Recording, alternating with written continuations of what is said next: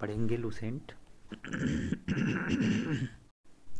नमस्कार दोस्तों, आज हम पढ़ेंगे लूसेंट। लूसेंट सामान्य अध्ययन या सामान्य ज्ञान। सबसे पहले हम स्टार्ट करेंगे प्राचीन इतिहास के बारे में। प्राचीन इतिहास में हम पढ़ेंगे प्राचीन भारतीय इतिहास के स्रोत, प्रागैतिहासिक काल, सिंधु सभ्यता, वैदिक सभ्यता, महाजनपदों का उदय, जैन धर्म, बौद्ध धर्म, शैव धर्म, वैष्णव धर्म, इस्लाम धर्म, ईसाई धर्म।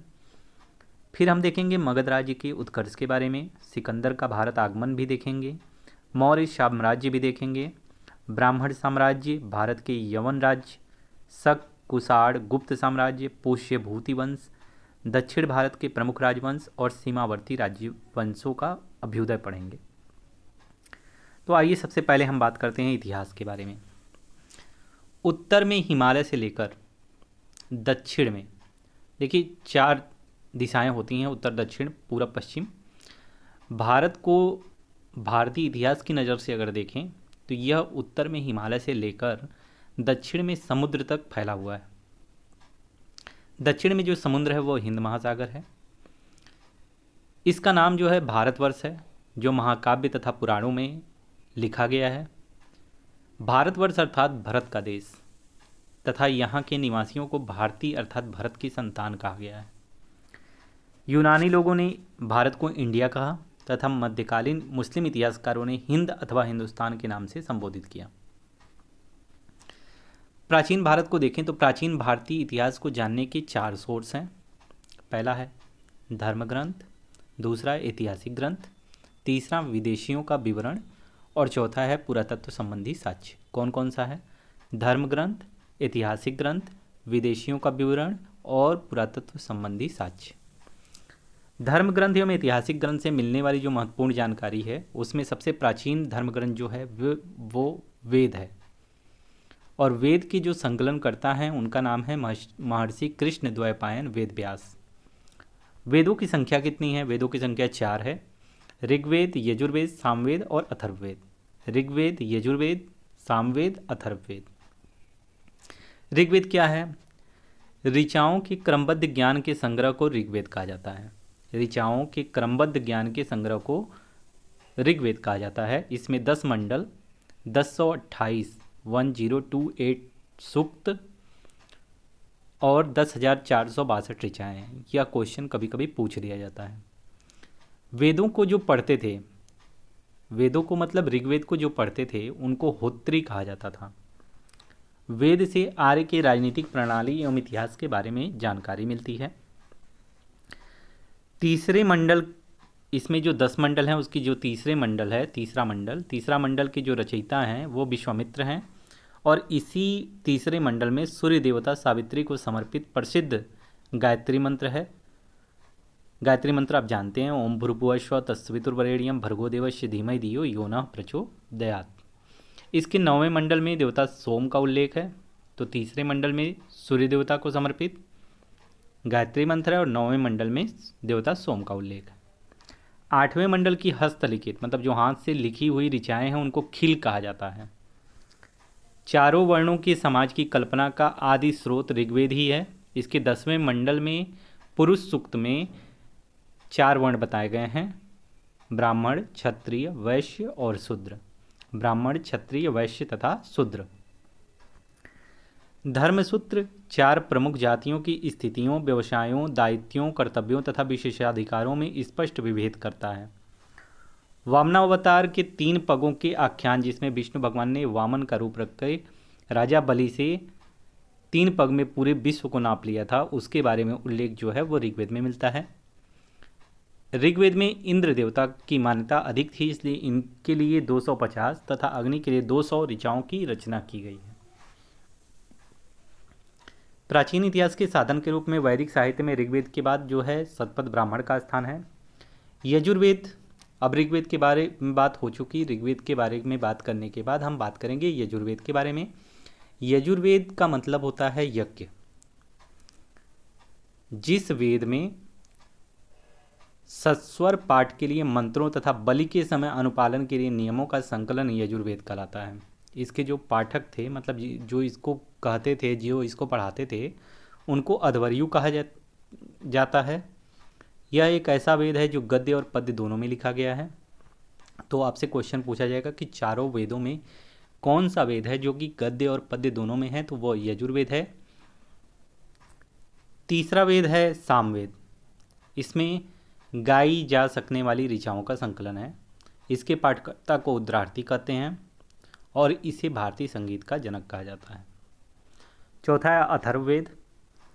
जादू टोना, तंत्र मंत्र, साप वशीकरण, आशीर्वाद के बारे में जहाँ बात की जाए वो अथर्ववेद है। इसी वेद में सभा और समित को प्रजापति की 2 पुत्रियां कहा गया है। अच्छा, चारों वेदों को पढ़ने के बाद अब ध्यान में रखने वाली बात क्या है कि सबसे पुराना वेद कौन सा है और सबसे नया वेद कौन सा है। तो सबसे प्राचीन वेद है ऋग्वेद और उसके बाद का वेद है अथर्ववेद। वेद को बहुत अच्छे तरीके से पढ़ने और समझने के लिए वेदांगों की रचना की गई। 6 वेदांग हैं जिनका नाम है शिक्षा, ज्योतिष, कल्प, व्याकरण, निरुक्त तथा छंद। शिक्षा, ज्योतिष, कल्प, व्याकरण, निरुक्त तथा छंद। भारतीय ऐतिहासिक कथाओं का सबसे अच्छा क्रमबद्ध विवरण पुराणों में मिलता है। पुराणों के रचयिता लोमहर्ष अथवा उनके पुत्र उग्रश्रवा माने जाते हैं। पुराणों की संख्या कितनी है? 18, लेकिन हम 5 ही के बारे में जानकारी हमको मिलती है। मत्स्य, वायु, विष्णु, ब्राह्मण एवं भागवत में ही राजाओं की वंशावली पाई जाती है। विष्णु पुराण जो है वो मौर्य वंश से संबंधित है। मत्स्य पुराण आंध्र सातवाहन वंश से संबंधित है। वायु पुराण गुप्त वंश से संबंधित है। और पुराणों में सबसे पुराना पुराण जो है वो मत्स्य पुराण है। अधिकतर पुराण जो हैं वो सरल संस्कृत श्लोक में लिखे गए हैं।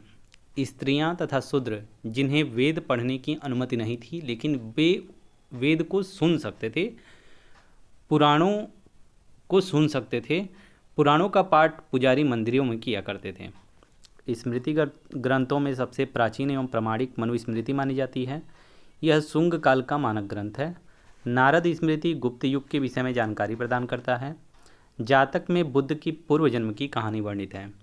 हीनयान और महायान में बुद्ध के धर्म को बांट दिया गया, बुद्ध धर्म को या बौद्ध धर्म को हीनयान और महायान में बांट दिया गया। तो हीनयान का प्रमुख ग्रंथ कथावस्तु है जिसमें महात्मा बुद्ध का जीवन चरित्र अनेक कथानकों के साथ वर्णित है। जैन साहित्य को आगम कहा जाता है। जैन धर्म का प्रारंभिक इतिहास कल्पसूत्र से ज्ञात होता है। जैन ग्रंथ भगवती सूत्र में महावीर के जीवन कृत्यों तथा अन्य समकालिकों के साथ उनके संबंधों का विवरण मिलता है। अर्थशास्त्र के लेखक कौन है? चाणक्य। इन्हीं का नाम कौटिल्य है और इन्हीं को विष्णुगुप्त भी कहा जाता है। जो अर्थशास्त्र है यह 15 अधिकरणों एवं 180 प्रकरणों में विभाजित है।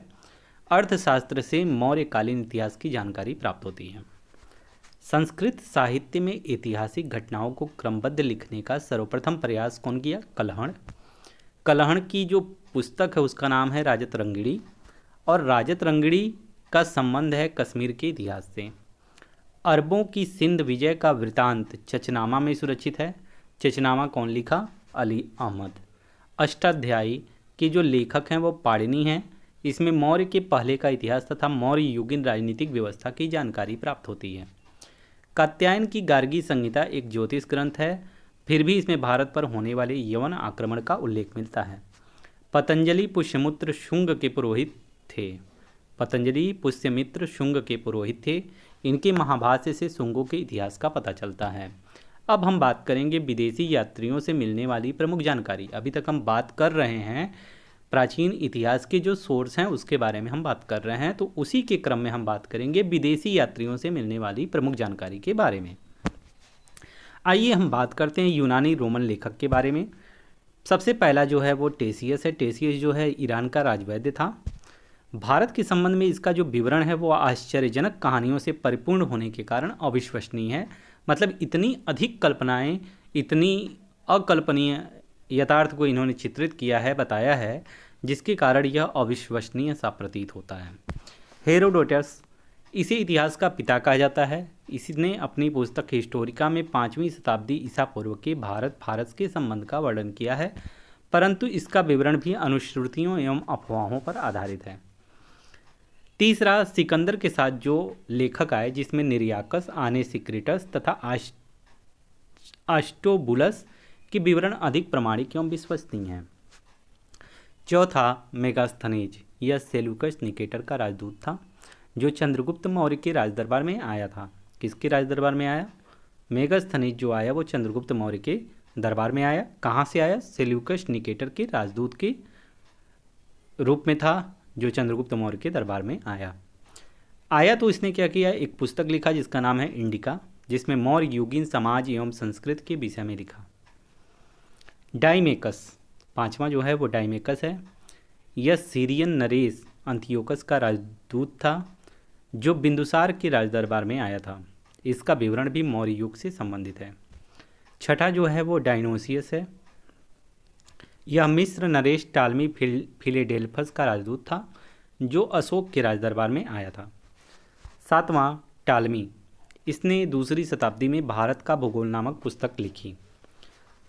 आठवां, प्लिनी, इसने नेचुरल हिस्ट्री नामक पुस्तक लिखी। इसमें भारतीय पशुओं, पेड़ पौधों, खनिज पदार्थों आदि के बारे में विवरण मिलता है। नौवां, पेरिप्लस ऑफ द एरिथ्रियन सी, इस पुस्तक के लेखक के बारे में जानकारी नहीं है। यह लेखक करीब 80 ईस्वी में हिंद महासागर की यात्रा पर आया था। इसने उस समय के भारत के बंदरगाहों तथा व्यापारिक वस्तुओं के बारे में जानकारी दी है। अब हम बात करेंगे चीनी लेखकों के बारे में जिन्होंने भारत के स्रोत में भारत को जानने में बहुत बड़ा योगदान दिया। उसमें पहला है फाहियान। यह चंद्रगुप्त द्वितीय के दरबार में आया था। चंद्रगुप्त द्वितीय कौन था? गुप्त नरेश था। गुप्त साम्राज्य में गुप्त नरेश चंद्रगुप्त द्वितीय के दरबार में फाहियान आया। इसने अपने विवरण में मध्य प्रदेश के समाज एवं संस्कृति के बारे में वर्णन किया। फाहियान चंद्रगुप्त द्वितीय के दरबार में आया था। संयुगन या 518 ईस्वी में भारत आया। इसने अपने 3 वर्षों की यात्रा में बौद्ध धर्म की प्राप्तियां एकत्रित की। उसके बाद आता है हुएनसांग। यह हर्षवर्धन के शासनकाल में भारत आया। हुएनसांग जो है हर्षवर्धन के शासनकाल में आया। चौथा जो है इसिंग, यह 7वीं शताब्दी के अंत में भारत आया। इसने अपने विवरण में नालंदा विश्वविद्यालय, विक्रमशिला विश्वविद्यालय तथा अपने समय के भारत का वर्णन किया है। अरबी लेखकों ने भी भारत को जानने के लिए बहुत योगदान दिया है। इसमें सबसे पहला नाम आता है अल-बरूनी का। यह महमूद गजनवी के साथ भारत आया था। अरबी में लिखी गई उसकी कृति किताबुल हिंद या तहकीक-ए-हिंद, जिसको भारत की खोज भी कहा जाता है, आज भी इतिहासकारों के लिए एक महत्वपूर्ण स्रोत है। इसमें राजपूत कालीन समाज, धर्म, रीति रिवाज, राजनीति आदि पर सुंदर प्रकाश डाला गया है। अन्य लेखक भी आए जिन्होंने भारत के सोर्स को जानने के लिए बहुत योगदान दिया, जिसमें पहला नाम आता है तारानाथ का।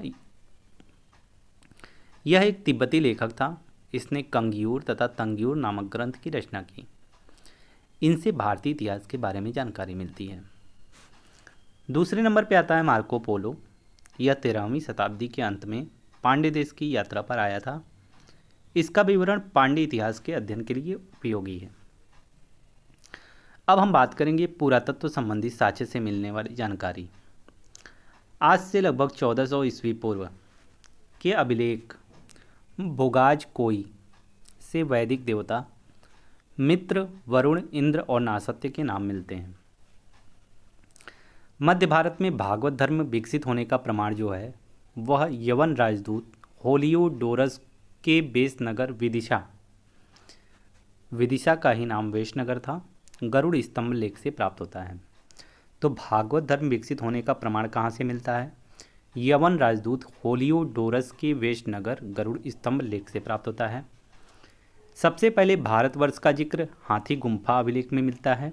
हाथी गुम्फा अभिलेख कलिंग राजा खारवेल के समय का है। सर्वप्रथम दुर्भिक्ष की जानकारी देने वाला अभिलेख सोगौरा अभिलेख है। सर्वप्रथम भारत पर होने वाले हूण आक्रमण की जानकारी भीतरी स्तंभ लेख से प्राप्त होती है। सती प्रथा का पहला लिखित साक्ष्य एरण अभिलेख से प्राप्त होता है और रेशम बुनकर की श्रेणियों की जानकारी मंदसौर अभिलेख से प्राप्त होती है। यह क्वेश्चन इंपॉर्टेंट है, इसलिए एक बार और इसका रिवीजन आप कर लीजिए।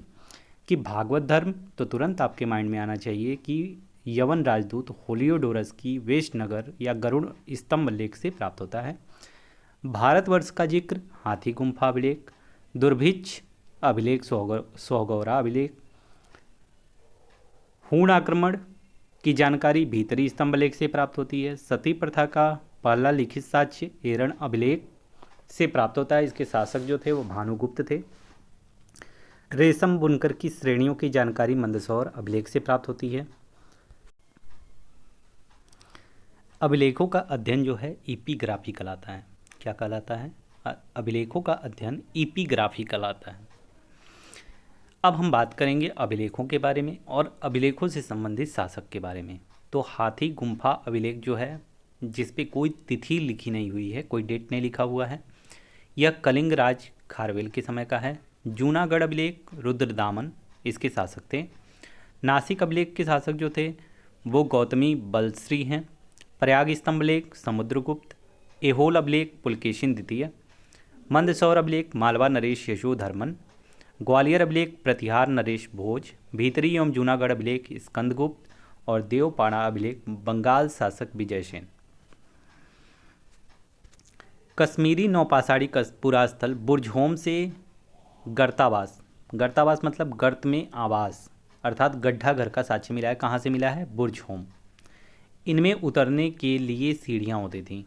अच्छा, बुर्ज तो आप जानते हैं, होम मतलब घर होता है, तो घर मिला हुआ है।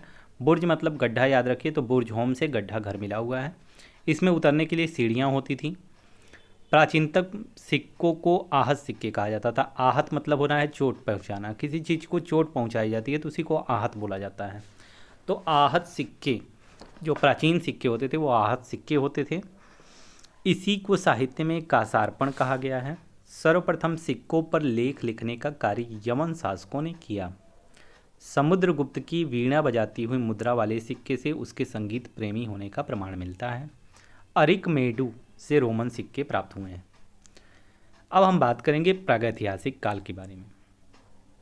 जिस काल में मनुष्य ने घटनाओं का कोई लिखित विवरण उद्धृत नहीं किया, मतलब इसकी कोई लिखित जानकारी नहीं है, उसे प्रागैतिहासिक काल कहते हैं।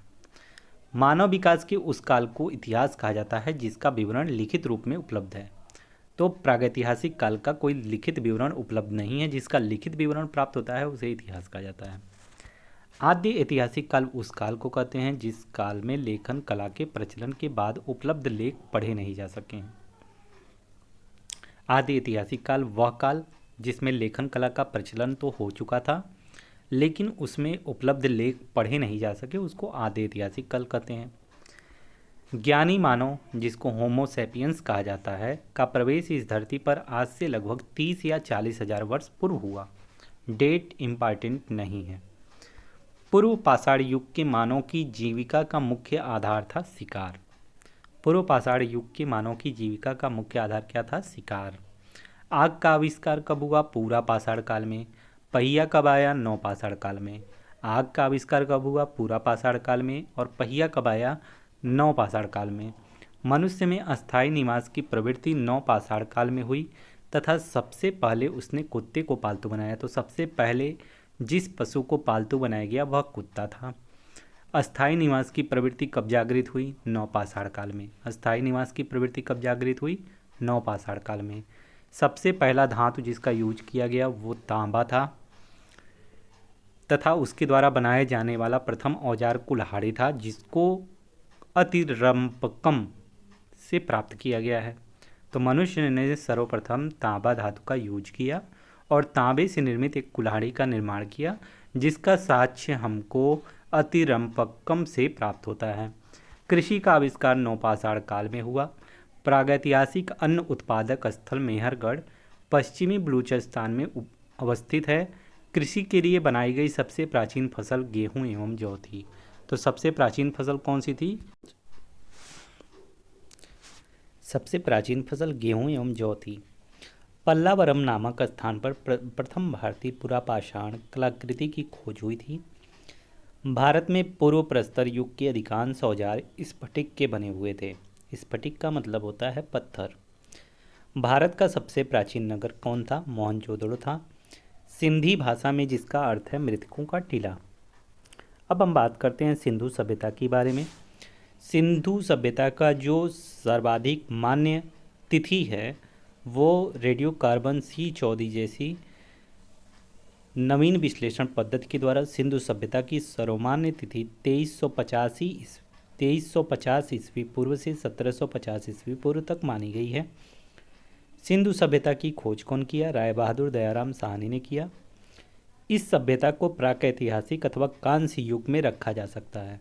इस सभ्यता के मुख्य निवासी द्रविड़ और भूमध्य सागरीय थे। तो सबसे पहली इसकी जो सर्वमान्य तिथि है वो 2350 ईस्वी पूर्व से 1750 ईस्वी पूर्व है। यह तिथि कैसे निकाली गई? रेडियो कार्बन C14 तकनीक से। इसकी खोज कौन किया? राय बहादुर दयाराम साहनी ने। और इसको प्राकैतिहासिक अथवा कांस्य युग में रखा जा सकता है। इसके जो निवासी थे वो द्रविड़ एवं भूमध्य सागरीय थे।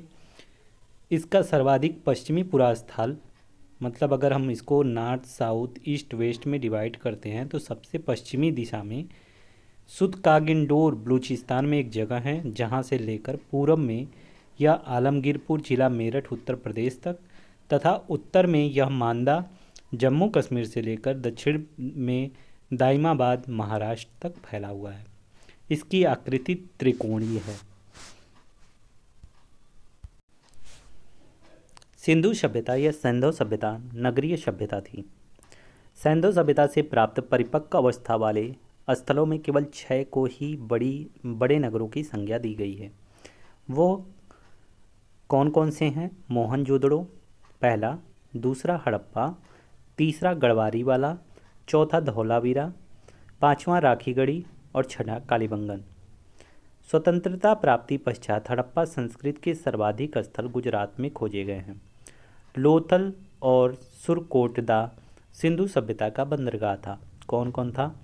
लोथल और सुरकोटदा सिंधु सभ्यता का बंदरगाह था। जुते हुए खेत और नक्काशीदार ईंटों के प्रयोग का साक्ष्य कालीबंगन से प्राप्त हुआ है। जुते हुए खेत और नक्काशीदार ईंटों के प्रयोग का साक्ष्य कालीबंगन से प्राप्त हुआ है। मोहनजोदड़ो से प्राप्त अन्नागार संभवतः सैंधव सभ्यता की सबसे बड़ी इमारत है। मोहनजोदड़ो से प्राप्त बृहद स्नानागार एक प्रमुख स्मारक है, जो कि जिसके मध्य में एक स्नान कुंड स्थित है। अग्निकुंड लोथल एवं कालीबंगन से प्राप्त हुए हैं। मोहनजोदड़ो से प्राप्त एक सील पर 3 मुख वाले देवता की मूर्ति मिली है। उनके चारों ओर हाथी, गैंडा, चीता एवं भैंसा विराजमान है। सिंधु काल में विदेशी व्यापार में जो चीज़ें आयातित की जाती थीं उसमें तांबा जो है वो खेतड़ी, बलूचिस्तान और ओमान से मंगाया जाता था। चांदी का आयात अफ़गानिस्तान और ईरान से होता था। सोना कर्नाटक, अफ़गानिस्तान और ईरान से मंगाया जाता था। टीन अफ़गानिस्तान और ईरान से मंगाया जाता था। गोमेद सौराष्ट्र से, लाजवर्द मेसोपोटामिया से, सीसा ईरान से मंगाया जाता था।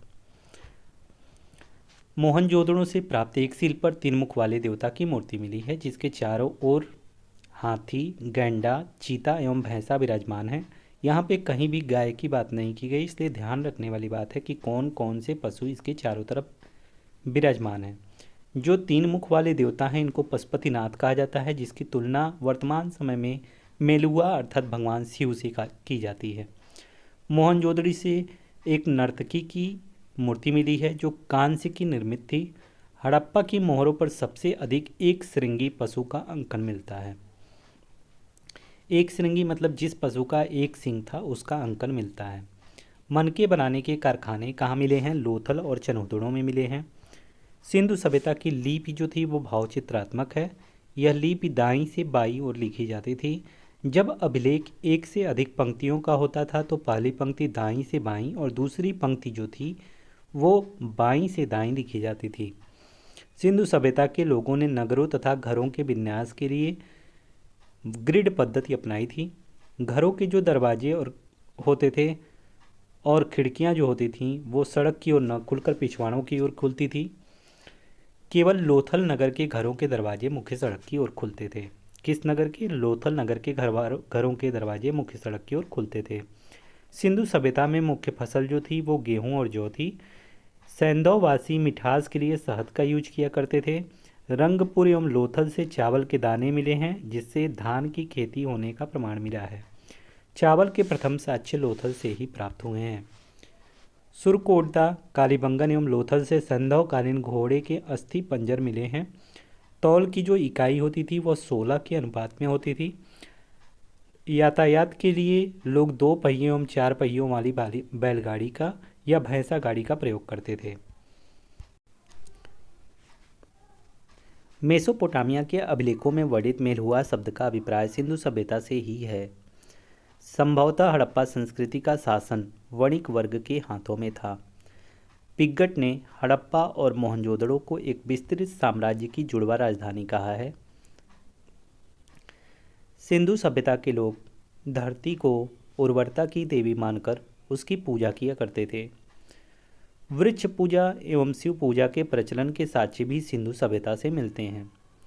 स्वास्तिक चिन्ह संभवतः हड़प्पा सभ्यता की देन है। इस चिन्ह से सूर्योपासना का अनुमान लगाया जाता है। सिंधु घाटी के नगरों में किसी भी मंदिर के अवशेष नहीं मिले हैं। सिंधु घाटी के नगरों में किसी भी मंदिर के अवशेष नहीं मिले हैं। सिंधु सभ्यता में मातृदेवी की उपासना सर्वाधिक प्रचलित थी। पशुओं में कुबड़ वाला सांड इस सभ्यता के लोगों के लिए विशेष पूजनीय था। स्त्री मृण मूर्तियाँ, मिट्टी की मूर्तियाँ अधिक मिलने से ऐसा अनुमान लगाया जाता है कि सैंधव समाज मातृसत्तात्मक था। सैंधववासी सूती एवं ऊनी वस्त्रों का प्रयोग करते थे। मनोरंजन के लिए मछली पकड़ना, शिकार करना, पशु पक्षियों को आपस में लड़ाना, चौपड़ और पासा खेलना आदि साधनों का प्रयोग करते थे।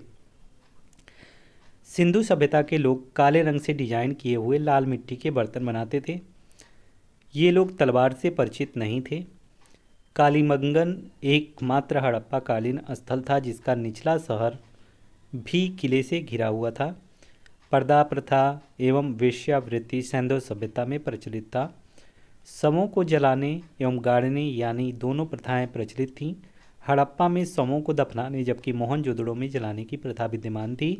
लोथल एवं कालीबंगा में युग्म समाधियां मिली हैं, मतलब जो लोथल और कालीबंगा है उसमें जोड़े में समाधियां प्राप्त हुई हैं। सैंधव सभ्यता के विनाश का सबसे प्रभावी कारण जो था वो बाढ़ था। आग में पकी हुई मिट्टी को टेराकोटा कहा जाता था। सैंधव सभ्यता के प्रमुख स्थल जो नदियों के किनारे पे बसे हुए थे उनके उत्खननकर्ता और उनकी वर्तमान स्थिति कहाँ पे है उसके बारे में हम बात करते हैं। सबसे पहला जो स्थल है वो हड़प्पा है।